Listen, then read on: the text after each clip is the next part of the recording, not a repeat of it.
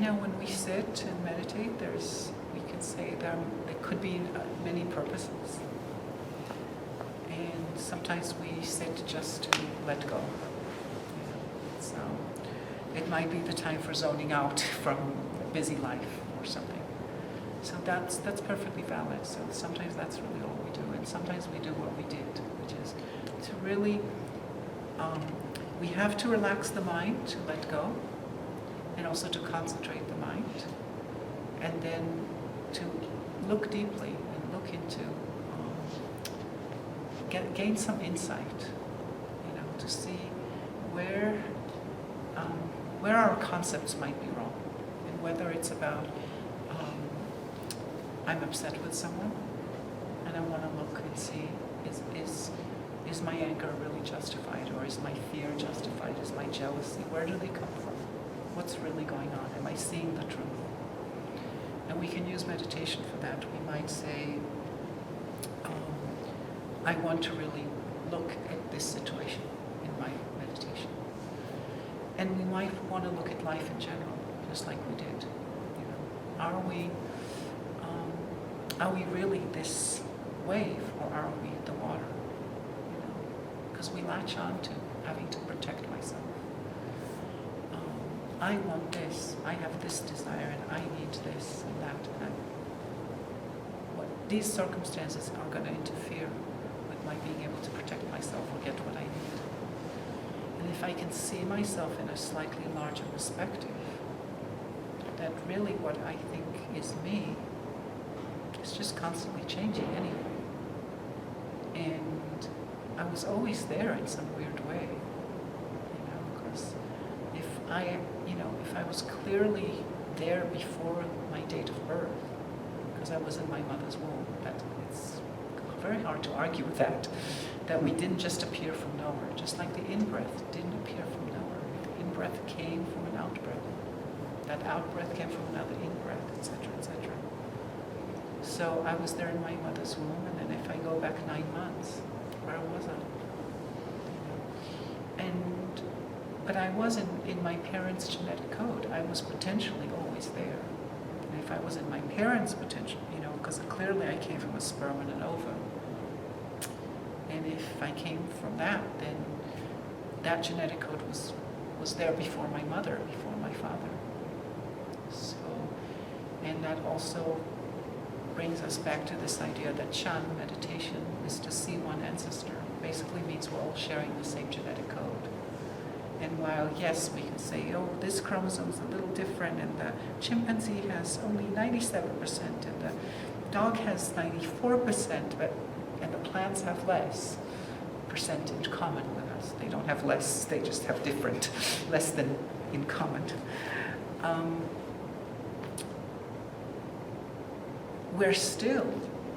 There is enough commonality that we've constantly been there in potential.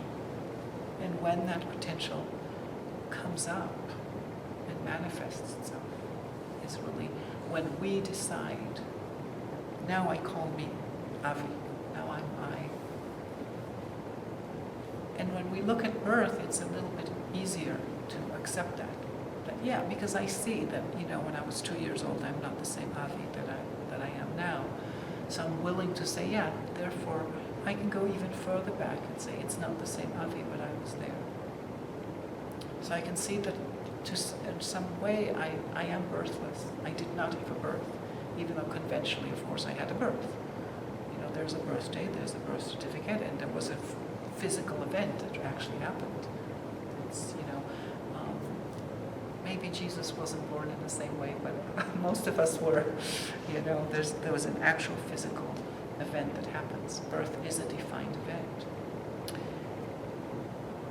But it's still easy for us to see that yes, I was there before. With death, it's a little bit harder because again, we protect ourselves. We think, oh, I am this thing. I can see that I came from many causes and conditions, and I am related to many, many people, many animals, many plants. I relate to the whole stream of life. I am part of the stream of life. And then when it comes to death, we kind of have a little bit bigger blockage. It's not so easy, and it's harder work to look at. When I die, which is a somewhat defined, in medicine it's not so defined anymore.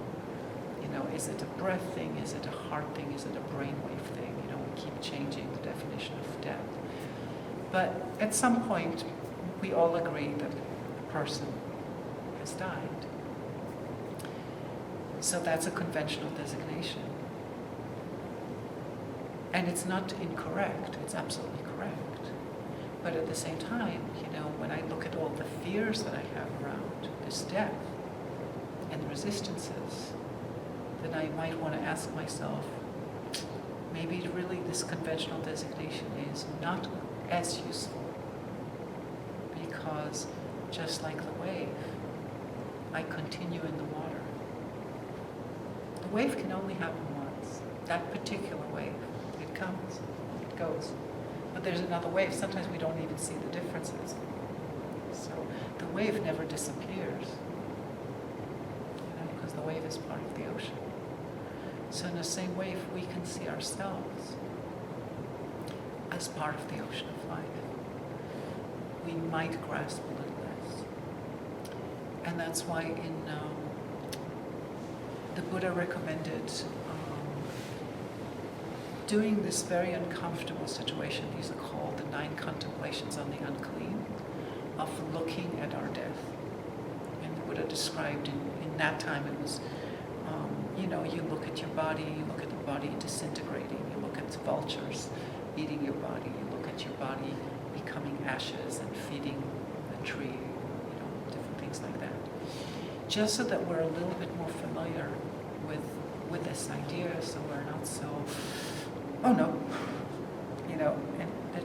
and then we can relax a little bit about it. And see that it's not, of course it's an end, but it's also not an end, it's also somewhat of a beginning.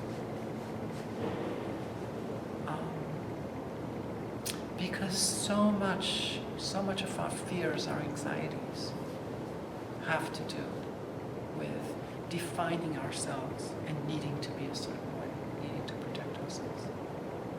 So if we can open up the definition of who we are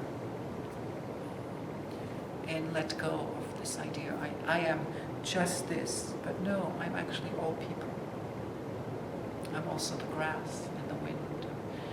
Yes, I'm different as well, but I'm also them. We're all interrelated. We all come together, at least on this planet. I don't know though. I haven't been on other planets. Maybe it works differently somewhere else. But like here, in this world as we understand it, everything turns into everything else. Everything depends on everything else. So I cannot just be myself and protect myself. I have to protect everyone. Just in a way that we understand that if we want to protect ourselves, we have to protect the environment. Just, without, if there's too much global warming, we cannot protect ourselves. We have to protect the earth as well. So we are connected with everything. So then we open up and we see that we're related. And then our anxieties, our worries, become a little bit different. Because yes, there's still the worry about, we can get obsessed about, the earth is being destroyed, et cetera, et cetera. That is a big anxiety, of course. But we can also see that it's something that's all of us a part of. So being part of something bigger is quite important. But we started 2 weeks ago with in, out, deep, slow, calm, ease, smile, release, present moment, wonderful moment. And really that's kind of the essence of the practice is in and out, in, out. Bring the mind to enjoy the in-breath and the out-breath. So the mind can let go of all the worries and anxieties, from all the grasping. We talked last week about how in our store consciousness, all the seeds are there. And what we do is we grasp onto some things and define them as me, and then we want to protect it, and that creates all the worries and anxieties, all the fears, all the angers, all the unhappiness comes from just not being able to just be with all the seeds as they are. So by bringing the mind to awareness of breath, of in-breath, out-breath, it first of all, it creates a certain space physiologically, because that's just the way our nervous system is built. When we breathe, we all know, if we breathe, the diaphragm activates the phrenic nerve, and therefore the nervous system cools. But also we are allowing the mind to grasp onto the breath instead of to all the ideas. So since our ideas make us miserable, usually, letting go of them, and then we might be able to examine them. Are they even correct? We have so many ideas. We are constantly defining, we're grasping, defining. Can we let go of these definitions and just be, just enjoy what's there without having to define and grasp and limit? So this idea of present moment, wonderful moment. Some people say, well, not every moment is a wonderful moment. That's kind of true. I mean, it's obvious that not every moment is wonderful. Otherwise, we become a little bit, people who grasp at indulgences. Every moment must be wonderful. But every moment can be a moment I can fully dwell in. Dwelling in the present moment, I know it is a wonderful moment. The moment I dwell in the present moment, it is potentially a wonderful moment. So, dwelling in this moment, I recognize the potential. That I have the choice of making it a wonderful moment, even though there is many, many obstacles to it. So really the essence of the practice is to come back to the present moment. Not just awareness of this moment, but the full potential of this moment, that it may look like everything is collapsing around me, but I'm willing to open to the potential of all the seeds in the store consciousness, to all potentials. And therefore it's a wonderful moment.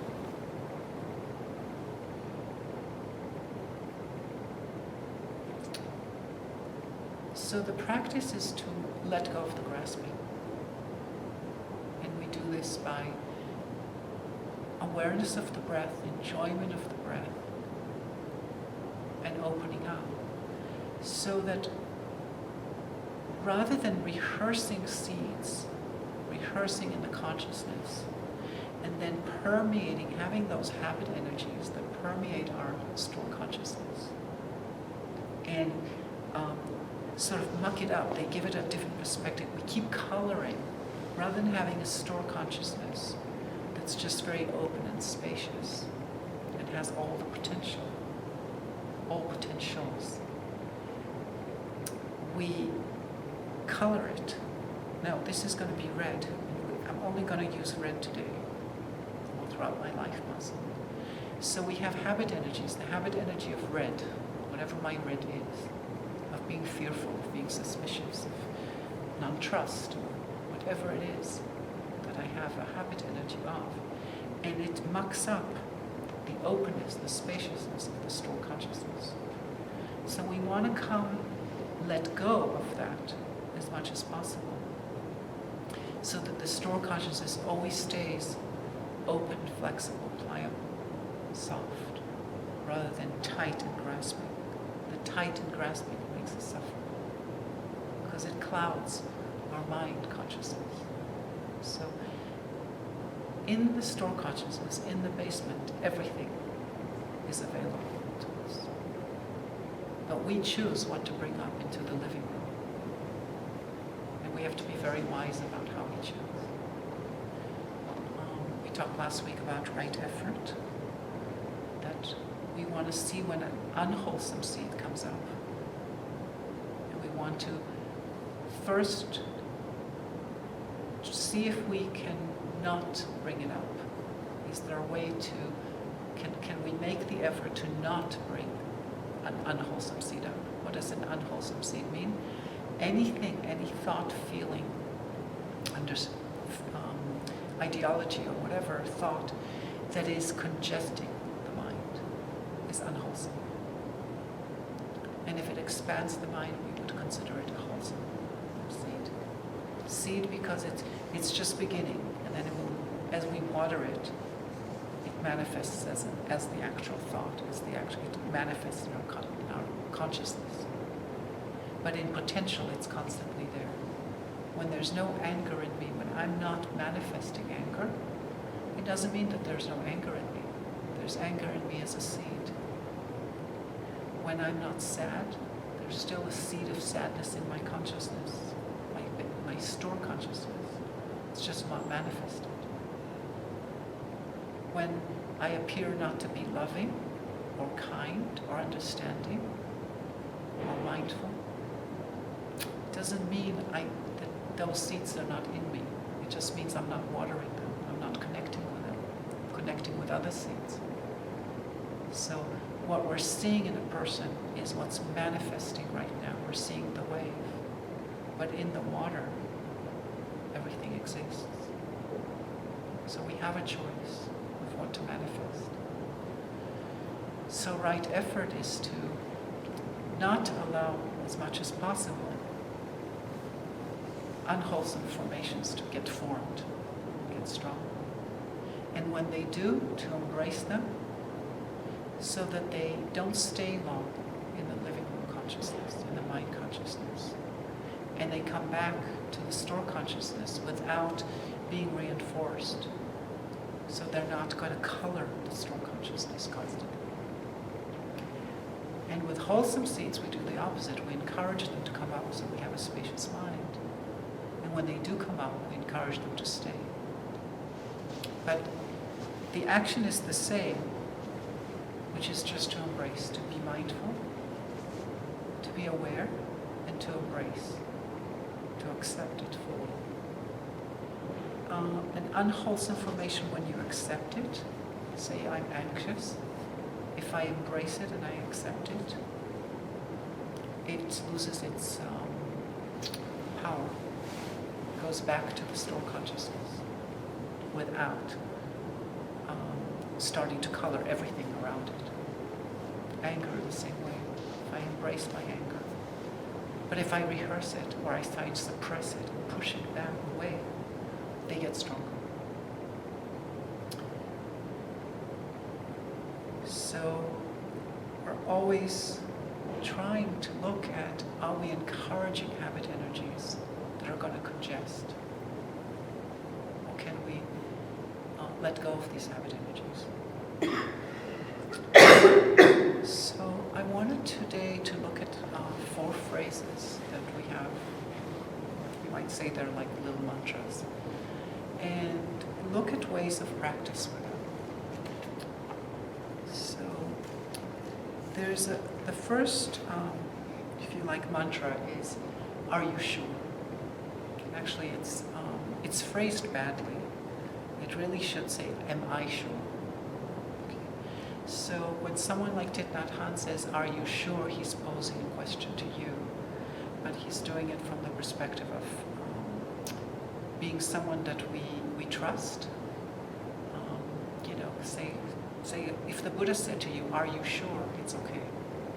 The Buddha's trying to help you understand something, which is, are you sure that this perception is correct? Are you sure that what you're thinking is really how it is? Or is it just the way you've colored the situation, you've colored your consciousness? Can you let go of what you think is happening? But for us, given that we're not the Buddha suggesting it to someone else, we're suggesting it to ourselves, the question really is, am I sure? Am I sure? Am I sure that this is what's going on? You know, am I sure that I need to be miserable? Am I sure I need to be angry? Am I sure I need to be fearful? Just to ask, just without a judgment value on it. You know, because the moment because otherwise it becomes the "Are you sure?" which is a judgment, and that's not it's not helpful. So, am I sure? Am I sure? It's a curiosity.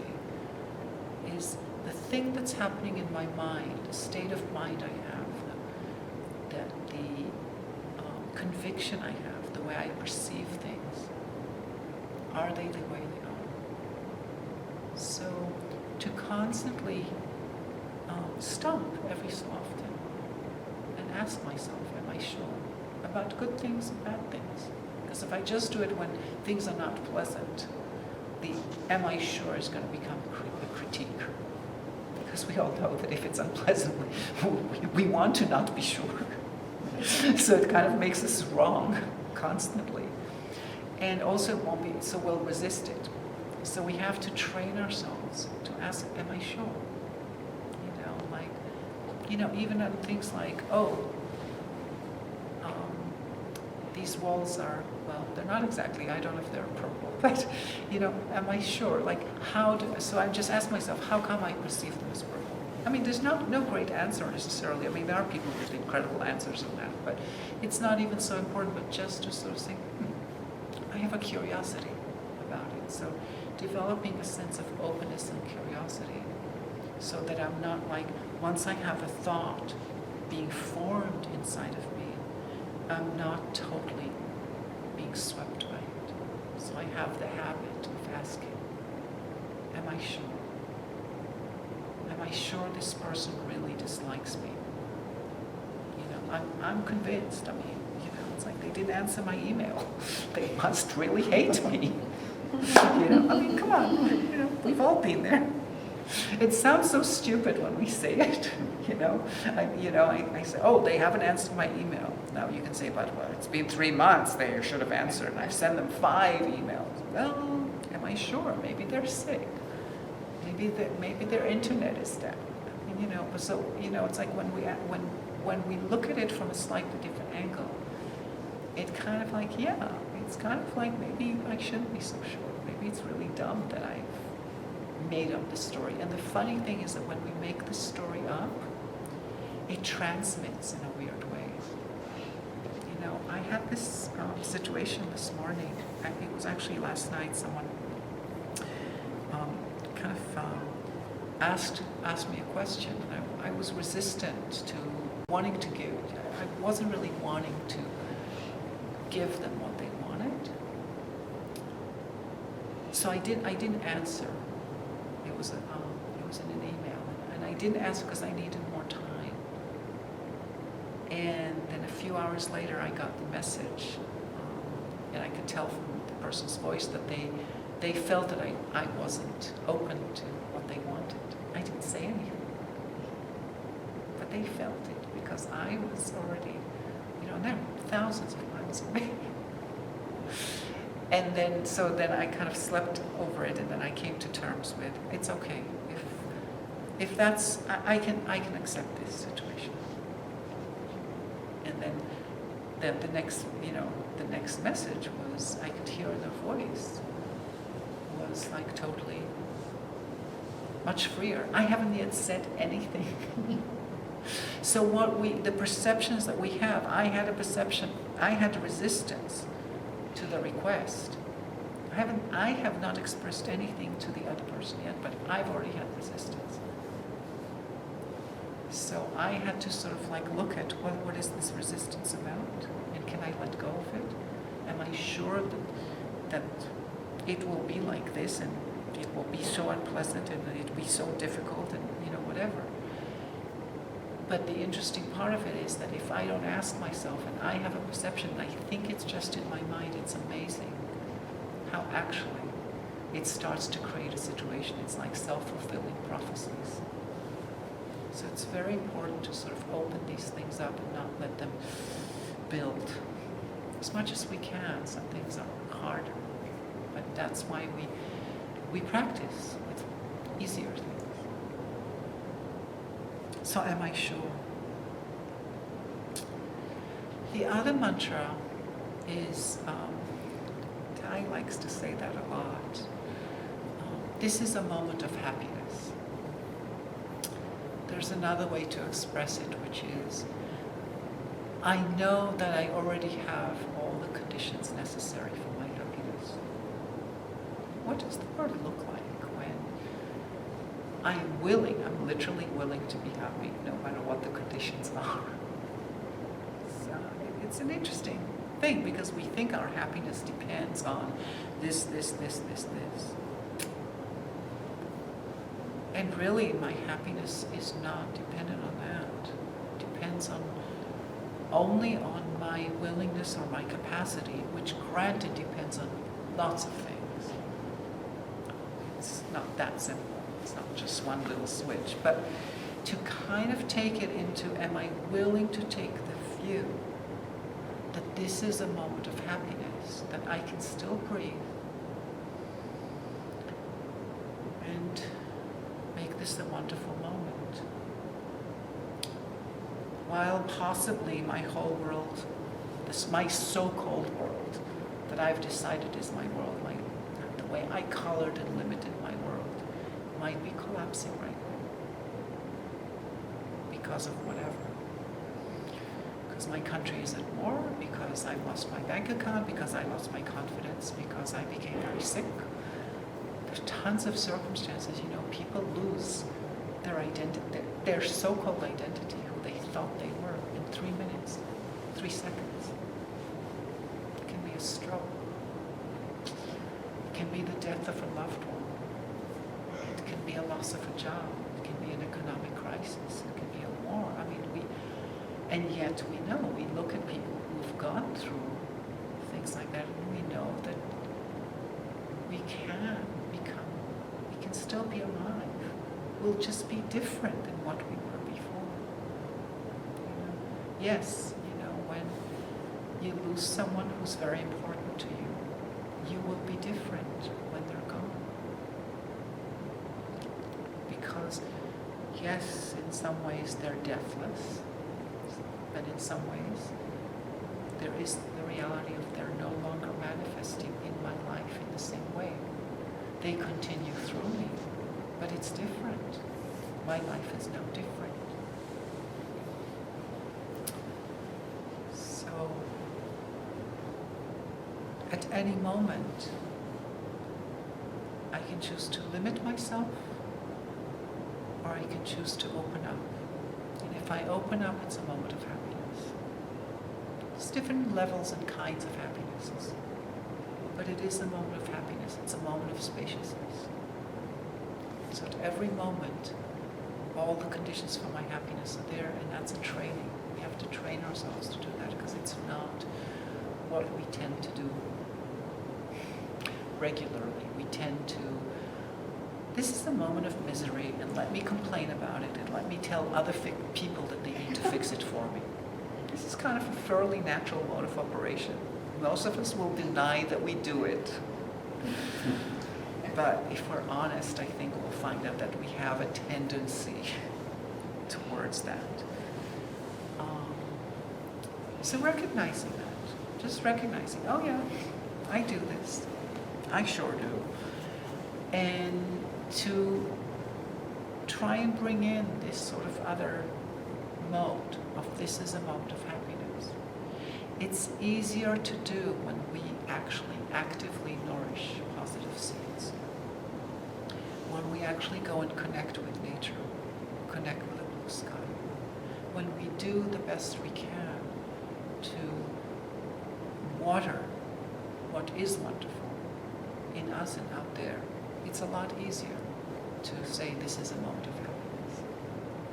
But if we do this on a regular basis, nourish good seeds, water good seeds, nourish our happiness, then moments that may not be super happy, we can see, oh yeah, I can just sit here.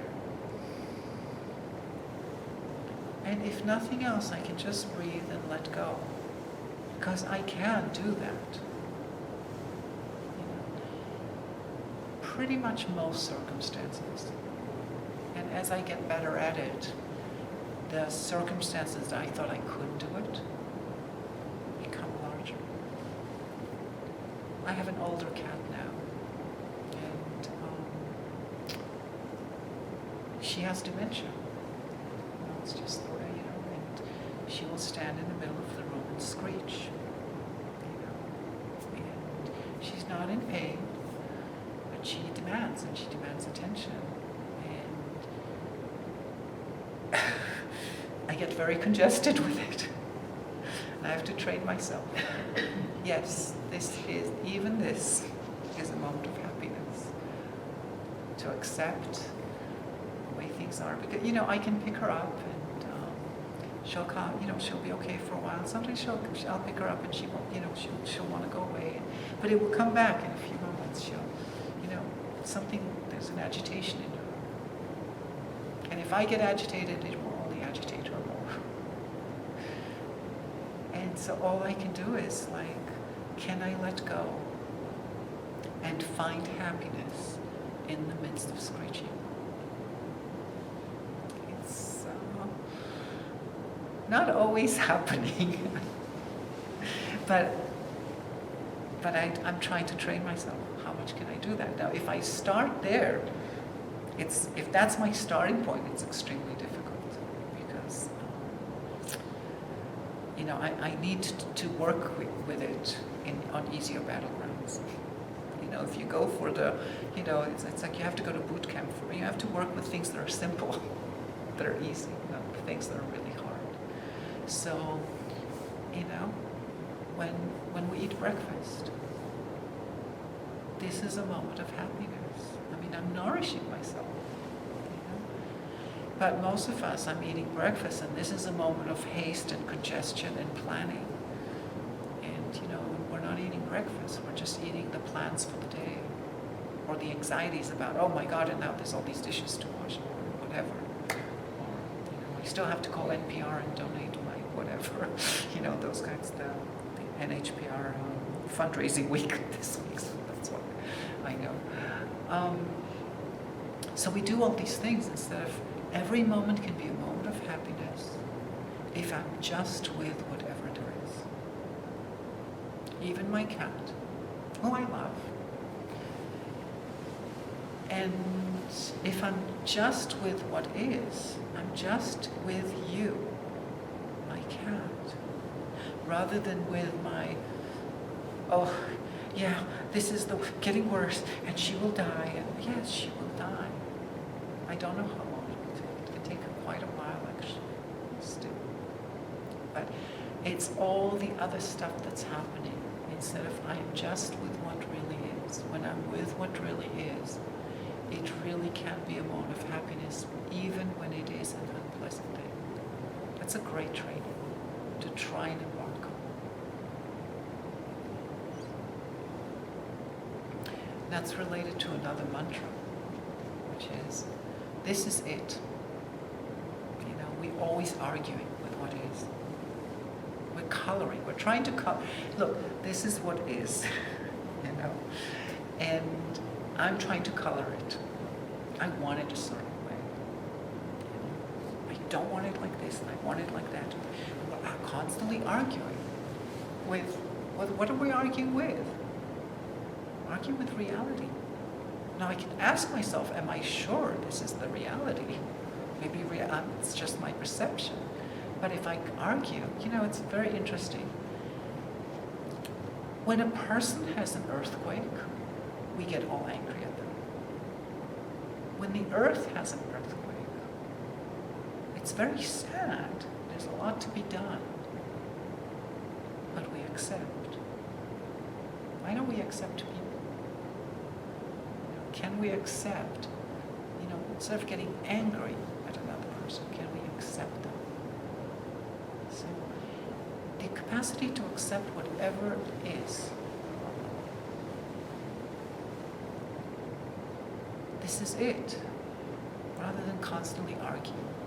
Always argue with the reality as it is. The reality of the situation is, I have an older cat. It just is. You might have a parent with Alzheimer's. You might have Alzheimer's. You might have Parkinson's. We have all sorts of problems constantly. You know, that's life. There's problems. So rather than argue with them, can we just accept them? Now we can decide to do something about them and change, if we can. And that relates to the next mantra, which is, this is because that is. You know?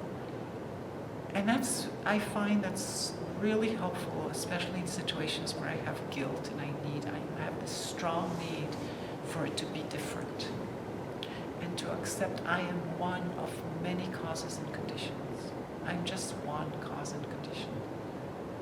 Out of many. Things are formed like the breath. It comes together because there was an out-breath, because there's lungs, because there's air. Well, how come there's air? Well, there's lots and lots of causes and conditions. There's trees and photosynthesis and blah, blah, blah, blah, blah. So the breath comes out of many causes and conditions. And I am one of them. So when I'm trying to change things in the world, or in myself it's a little different because I'm a big cause and condition in myself, but when I want to change something, I see something and I'm very sad, or very touched, or very fearful, or angry, and I want to create change, I also need to remember non-attachment. I'll do my best to change it. But I need to remember, this is because that is. And maybe I am not the right thing that can change it. There are many things that come into it. So, we are in the season of the Donald Trump. So I am not, in all likelihood, a cause and condition that can change Donald Trump. Maybe someone out there is, but I am not. So if I take it on myself as a mission, I'm going to make Donald Trump into a Bernie Sanders. Or I will make Donald Trump a compassionate and quiet person, let's say. I am attached, I can't be attached to it because in my case it's obvious I can't. I cannot make my cat younger. It's not possible. Causes and conditions beyond just who I am. I have done the best I can. I've given the best conditions I could for her happiness. And now there are causes and conditions that are not so favorable. And I can continue to contribute to the best of my ability. And then I have to let go of the attachment. But recognizing this is because that is a wonderful thing, because not only does it help me with guilt, with that feeling I must change it, but also it helps me see that everyone is composed of many causes and conditions. Everything is composed of many causes and conditions. And I can let go of my expectations, and I can accept things as they are. So things can be, this is it. And I can say this is a moment of happiness. And it all starts with, am I sure?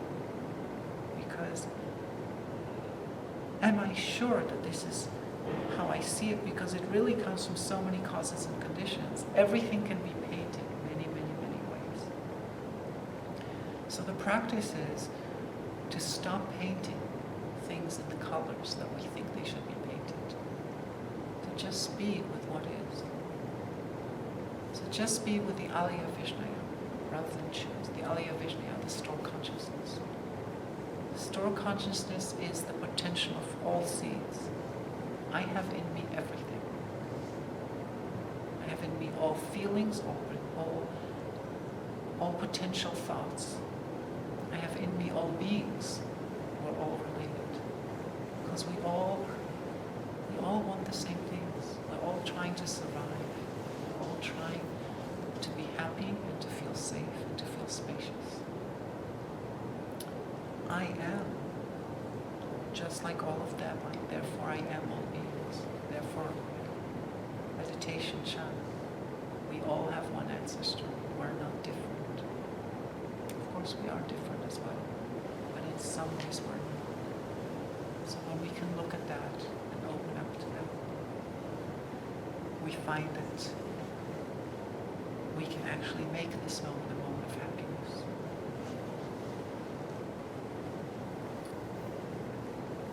So I think I just wanted to talk about two more things for tonight. One is when we look at what kinds of things are in our mind and then in our thoughts, and then they color, when they so-called go back into the store consciousness, that they become habit energies that permeate it. When we look at that, we have to look at what contributes to these things, because everything is made of causes and conditions. So what contributes to my fear, to my anxiety, to my anger, those kinds of things. So the Buddha talked about the fact that everything has food. If something is there, something manifests, it's very much the same as this is because of that is. Things are being fed, and that we should look at actual food that we eat, edible food. But we should also look at, because edible food does affect our emotions. I think we all know that if we eat certain things, too much of them, it will affect our emotional outlook, our mind. But also what we take in through our sensory, what we call sensory impression, what we hear, what we see, what we smell, what we touch, what we read. That's a sensory impression in a sense, even though it's the mind that's reading. So what kind of conversations we have. The Buddha compared it, he said, if you see a cow that has very, very thin skin, all the maggots are going to come and attach themselves to the cow, to the skin of the cow, and she's going to have sores. So you have to wash the skin and create a thicker, we want a thicker skin so we're not attacked by maggots and get sick all the time. So we have to look at what kind of conversations do we get involved with? What kind of television shows or newspapers or, societies we are with? Does it affect our consciousness? I think we all know that there's plenty of research that shows that if you watch violent movies, it creates either violence in you or it creates fear in you, or things of that nature. So to be a little bit careful, aware of what am I consuming, in my interactions. And the Buddha also talked about our desires as a food. They feed us. When I want something, it feeds me. We all know that, there's a lot of energy when you really want something, suddenly you're able to do things. So to watch out for what we're desiring, because the Buddha compared it to there's coals of fire, and you don't want to walk over the coals. Why would you? But there are these two strong men, and they're taking you exactly through the coals. You can't walk around because these two men are grabbing you. They're forcing you to walk. You have to walk on the coals. That's what our desires are sometimes like. We want something, and we're making ourselves suffer because we keep wanting, it's like a dog that runs out after a bone. We'll go after the bone, even if it's a dry bone, we'll go after it. Or, the other comparison is, it's not a very nice comparison, unfortunately, but, it's like a fish that bites into the hook, but the hook is really, they think they're getting a treat, but actually they're being fished. They're ending their lives that way. So we don't see, we desire something, but we don't see the whole picture. So maybe it's better to let go of most of our desires. And desires are different than aspirations. People often ask, well, if I don't desire, if there's this whole thing about letting go of desires, then we're just going to like sit there like, mush. I mean, our desires, it's not necessarily our desires, but to aspire for something, to aspire for a better world or a spaciousness of mind, that's an aspiration. Desire is for something. They are a little bit different. Well, they're a lot different, actually. And the fourth food is our consciousness. What kind of consciousness do we have? Do I have a congested consciousness, or an angry consciousness, a happy consciousness, a spacious, loving consciousness? That's what I mean by consciousness. So that changes from moment to moment, granted. So it's not like the consciousness, but what is the consciousness of what's happening now? And the Buddha compared it to when you shoot someone with an arrow, and they have a wound. If you pull the arrow out and you let yourself heal, it hurts, but it heals. But if then you shoot the person again and again and again at the same spot, it hurts. This second arrow hurts 100 times more, kind of thing, because there's already a wound. And our consciousness tends to do this second arrow business. We've been wounded, and what do? We start sticking more. We obsess on it. Sometimes we call it running after the arsonist instead of taking care of the fire. When a house is on fire, it makes no sense to run after the arsonist. You want to put out the fire, take care of the house. It doesn't make sense to go after the arsonist. And in our consciousness, we start to do blame issues. And we might be self-blame.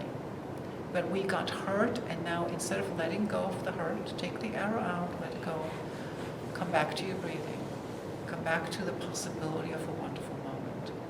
No, we're angry, we're upset, we're fearful, we keep obsessing about the arrow, the problem. So looking at what feeds us. And then the last thing I want to talk about is in meditation, we can take on difficulties, because we talked last week there, this expression that the lotus cannot grow in the acrid air of the mountains. It needs mud. It needs the muck of the pond. So if we want a beautiful lotus flower, we need the mud. We need to take our suffering and use that to create a spacious mind, to create a lotus, rather than escape the suffering or eliminate the suffering. That's not the practice. So in meditation,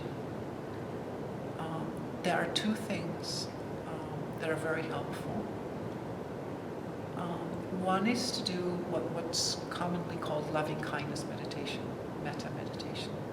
And those of you who come to the library on Mondays, it's often done as metta meditation, as projecting, really cultivating the state of may you be happy, may you be safe, may you be well. To really wish that and create that state of mind, of constantly wanting the welfare of myself, but of others as well. And another practice is, it appears similar, but it's really not quite the same. It is called sending and receiving. To take a situation that is difficult, that I want to avoid, all want to avoid certain things. And we talked about last week, we talked about the 8 worldly dharmas, that we're always trying to gain and not to lose. We're seeking pleasure rather than pain or discomfort. We're always trying to avoid blame and get praise. We're always trying to avoid a bad reputation and get a good reputation. Constantly doing these games. So we're always avoiding what we think is suffering. So to take a situation of suffering and to breathe it in the Tibetan tradition, you breathe it in through the whole body, not just your breath, but breathe it in as if it was black, thick smoke. So taking in what I don't want and breathe out to that situation. In a Tibetan tradition, from my heart, I send out through all my pores a brilliant white or blue light to heal the situation. So it's easily, seems very similar to loving kindness, almost maybe more practical to some extent. So I'm breathing in the black smoke of the suffering and allowing it to come into my heart, and it turns in my heart into a white or blue light that dissolves the suffering. And little by little, there's less and less black smoke and more white or blue light until that image is dissolved, that smoke is dissolved altogether. But it's really training the mind to take in, to be open to what I don't like. Because as long as my mind resists what I don't like, I'm going to suffer. Because at one point or another, what I don't like will come. You know, whether it's ill health, whether it's old age, whether it's death, whether it's being separated from what I want. You know, it's always going to happen. So, being able to take in, to touch suffering, to take it in rather than run away, and being willing to give out what I want to hold. We all want to hold our good fortune. We may be willing to share, but we still want to hold it. So it's not about generosity so much, although generosity is a wonderful quality that, again, creates a spacious mind. But it's about training myself to let go of what I want to hold. Because it's only by letting go and actually letting go of the fear of suffering that the mind becomes spacious. And then it really is. This could really be a moment of happiness. Because I'm touching everything without discrimination, without coloring it with my own desires. So what I'd like to do to end is, if you will indulge me and take your seats and turn around. There's a purpose. And we'll sit for a few moments.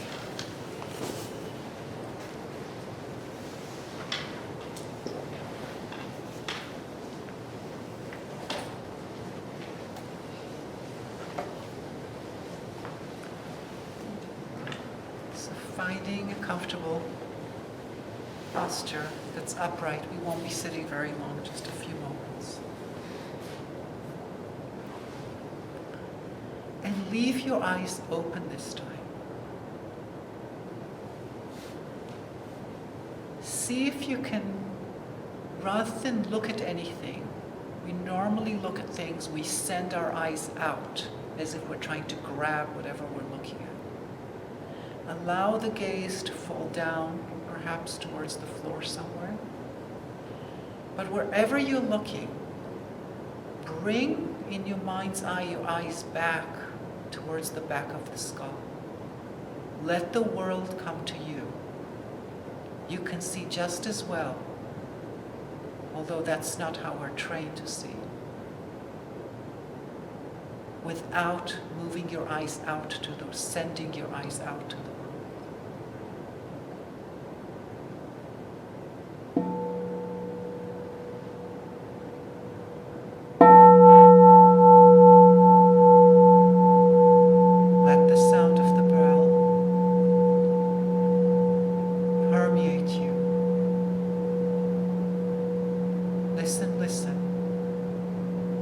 wonderful sound brings me back to my true home.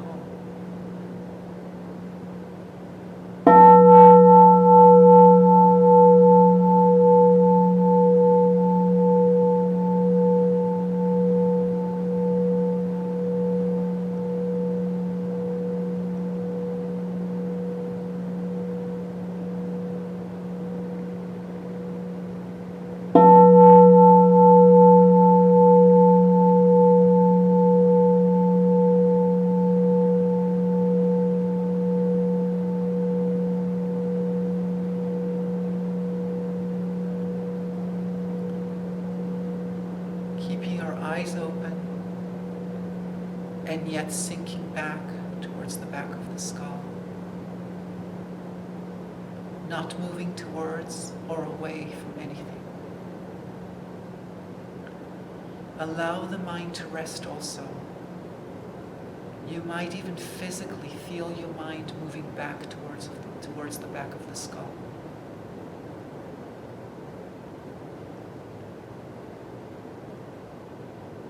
Letting go of everything and just rest in the open, spacious nature of the mind. Rest in all potentials. There may be things manifesting in you, but you're trying to just let them go and just rest in all potentials of all things.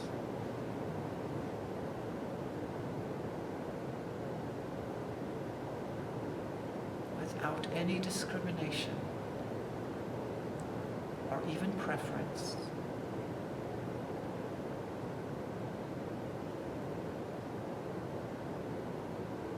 Being open to the whole universe. Being part of the stream of life from beginningless time and with no end. Just being a witness to being part of the stream of life.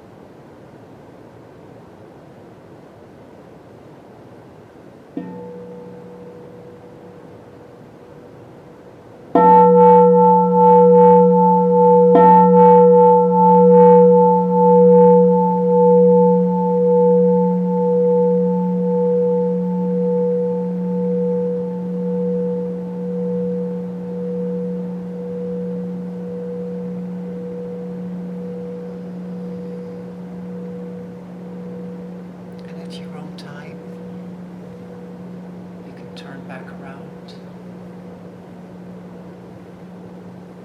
or not.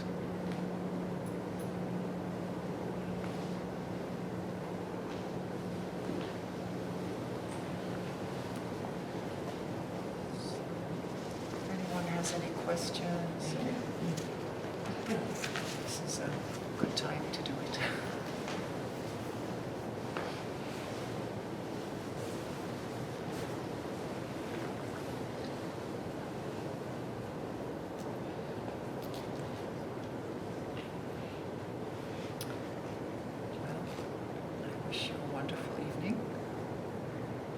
Enjoy the warmth.